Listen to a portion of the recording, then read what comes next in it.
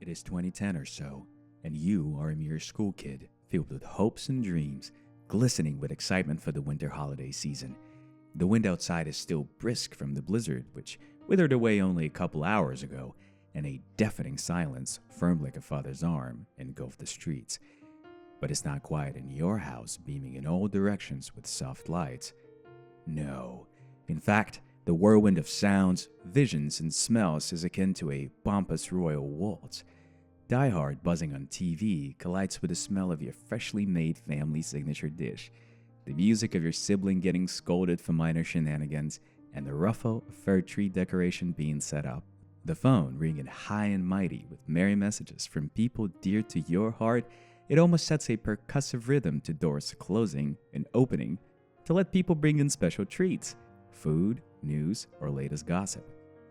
The sense of togetherness is overflowing, an endearing cacophony. And in the middle of it, you, booting up Call of Duty Modern Warfare 2 or Mass Effect on a freshly updated flat display. You have so much free time to play video games, and you feel like exploring your favorite worlds will be endless. Yeah, I remember that. Hi, welcome back to my place. I'm Arslov's Web. And with all the holiday seasons incoming soon, a thought crossed my mind like a spear or like an arrow. One of the warmest memories I have from winter holidays when I was a kid was actually playing video games on winter holidays. Those two things amplify each other so much. They leave a unique imprint in the very foundation of the soul. And so for this video, I would like to revisit and re-explore all the beautiful video games that made my winter holidays special and unforgettable. So maybe you could add them to your playlist and feel the same kind of magic that I have felt. That would be nice. Nice. Also, mind you, this is not some deep dive analyzing games and each and every mechanic and plot point to turn. It's more of an imprint, the essence of child emotions, and well, personal recommendation too. A wise man once said, "The past is still the past, a bridge to nowhere." Well, I say, the past is freaking awesome for making vids. So please, like and subscribe. We're starting out with Mass Effect 1.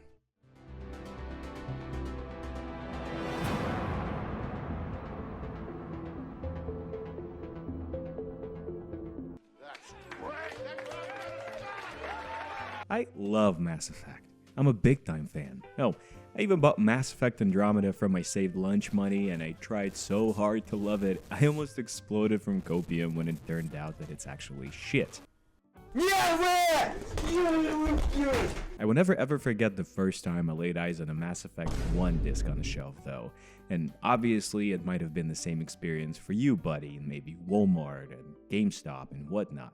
But in my Slavic post-Soviet hardbass town, there were 0 stores that sold actual licensed games. See, what pirates in Russia did is they would crack the game and then burn it onto a DVD, put it into a nice package and sell it for 120 rubles a pop, so like $4. Do you know when I found out games cost more than that usually? That there were even licensed games at all? Like 2012, man, that's just funny stuff. But back to Mass Effect. I love that original cover artwork. I dreamt about it day in and day out, and eventually my pops got it for me as a present from a store looking something like this. Oh, it's beautiful. And upon booting it up on December break, my life changed to before and after. And all I've done is enter my name! Thrill House!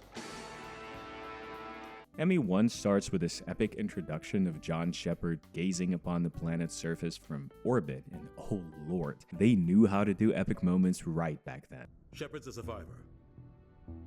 Is that the kind of person we want protecting the galaxy? That's the only kind of person who can protect the galaxy. Mark Meer is doing a divine job voicing Shepard, and you are to never forget and forego that cadence of his. You need to calm down, Corporal. A good soldier stays cool even under fire. That's why he's the GOAT! Jennifer Hale is voicing female Shepard, and it is a stellar performance from, if you didn't know, a Guinness World Record holder for the most prolific video game voice actress. She nailed the part to perfection. She's iconic, and her Shepard feels profound and strong. You need to calm down, Corporal. A good soldier stays cool even under fire. Yes!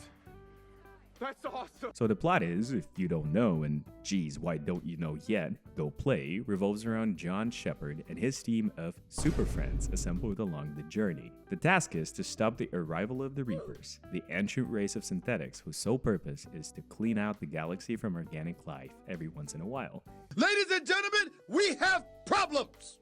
Right, so one of the key systems of the game is a deep system of social progression with your companions, and at the time, it blew me away. I loved making friends in Mass Effect 1, and I still do, and don't even get me started on a romance. I mean, it is a BioWare game, but for a young feller during a mid-December break, this thing is school of life. What is also just fantastic about Mass Effect is the location design. Check out the Citadel, which is a peaceful hub zone.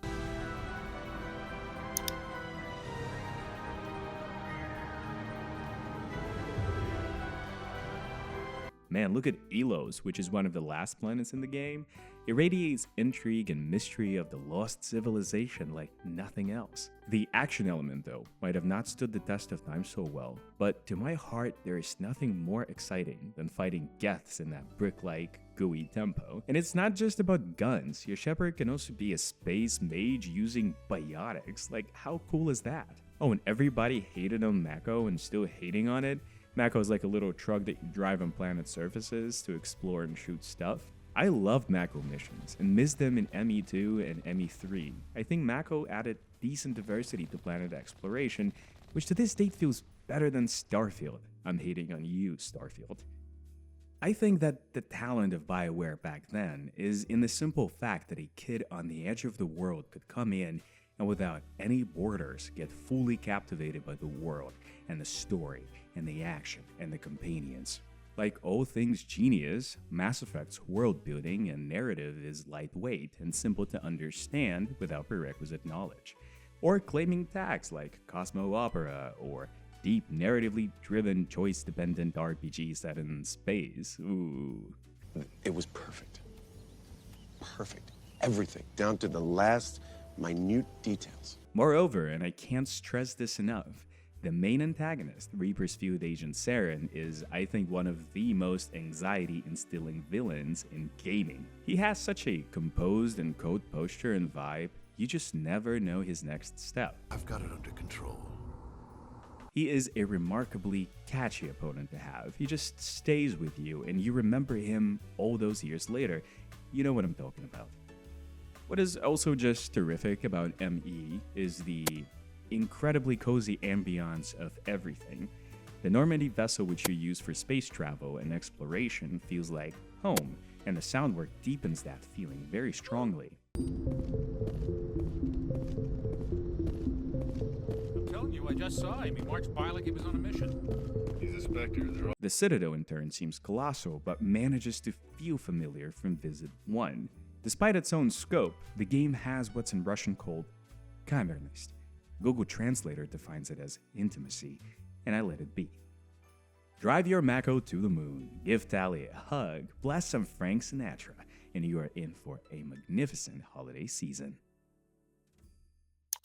But I don't think you have any idea of what the Simpsons TV show is for thousands of post-Soviet boys and girls of my generation. A legend, a cult, a religion. Perhaps all of that may be. Personally, I remember every single episode of The Simpsons to perfection up to season 15. And it's not just about The Simpsons. I also remember King of the Hill, I remember Family Guy and South Park. All of those cultural gems shaped me and thousands like me for one simple reason. In the wake of the new 21st century, the devastating and ravishing 90s in Russia came to their conclusion.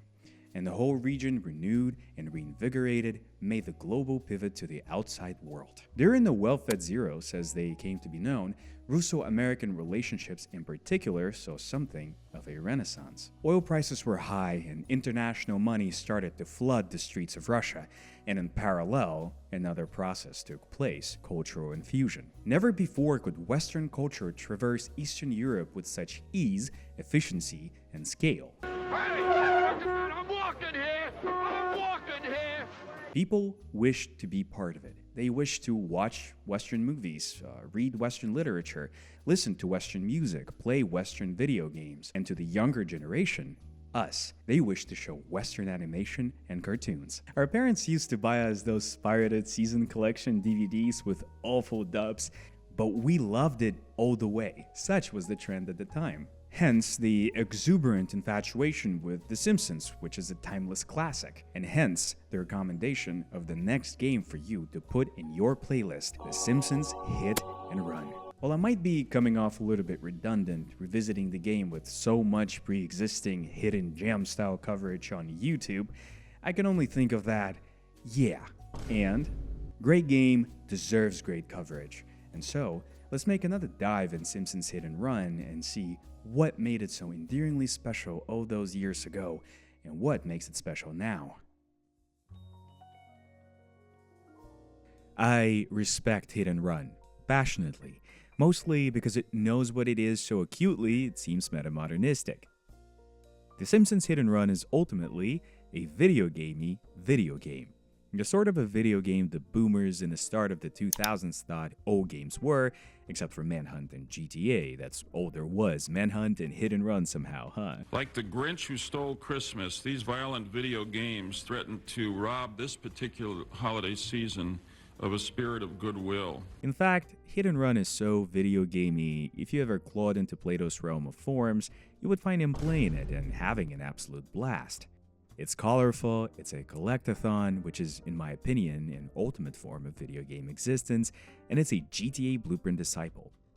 For a kid on break, getting into this thing was a marvel, because before, this kid was content with flash games on the web like Explore the Simpsons house. Straight up, you have a whole city of Springfield to explore, mainly in vehicles, and there's a whole bunch of them, more than 40 actually, and each of them very funnily made.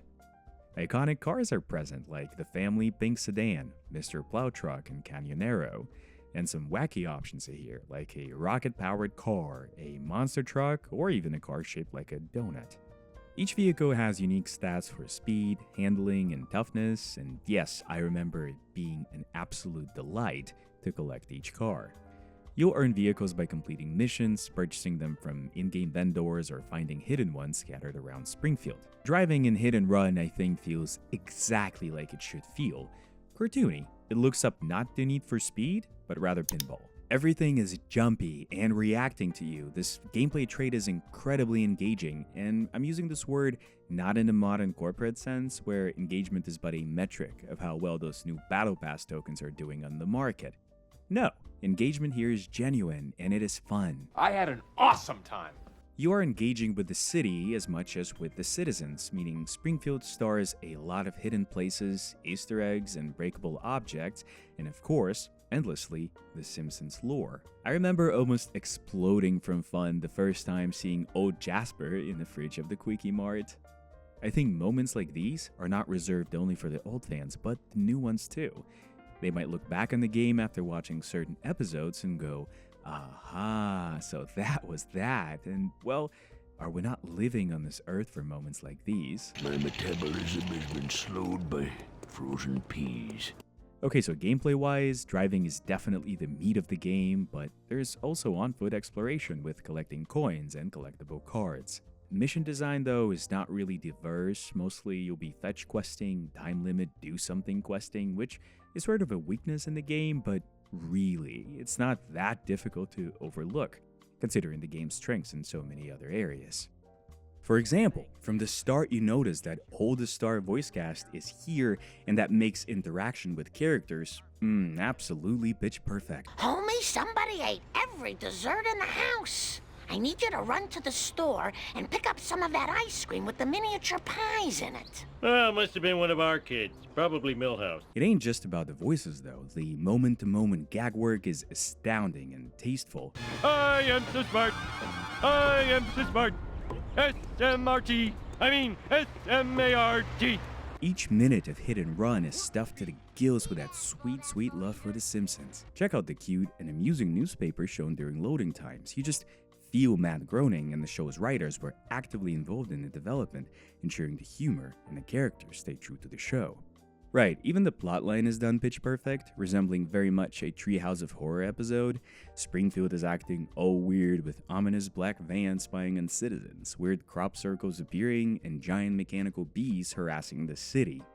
And at the center of it, you guessed it, new strongly promoted corporate product, Buzz Cola. And behind that are the aliens gang and Kodos, whose goal is to promote their own intergalactic TV show by lacing Buzz Cola with mind control substances. It's a classic of satire and social commentary right here. Nobody's doing it like this no more. So, be it for nostalgia or just for discovering the world of The Simpsons for the first time, I think that undefeatable hit-and-run Simpsons charm is exactly what you need this holiday season. And thus, we have made it to the end of our little memory trip. Further on, of course, we might proceed to the souvenir shop, like and subscribe section. Don't miss out on that, you would be helping the channel way more than you know. Like and sub. But apart from that, I would like to say the holiday season is here. And personally, I would like to wish for never-ending love and warmth and happiness to you and your friends and your loved ones and your pets, everybody's. You are the best audience a man can wish for. The new year will bring out all the best, I'm sure, and in the new year, come see me on this channel, some grandiose things are on the way. Be healthy, be happy, be yourself. Awesome holiday season to you, and a happy new year.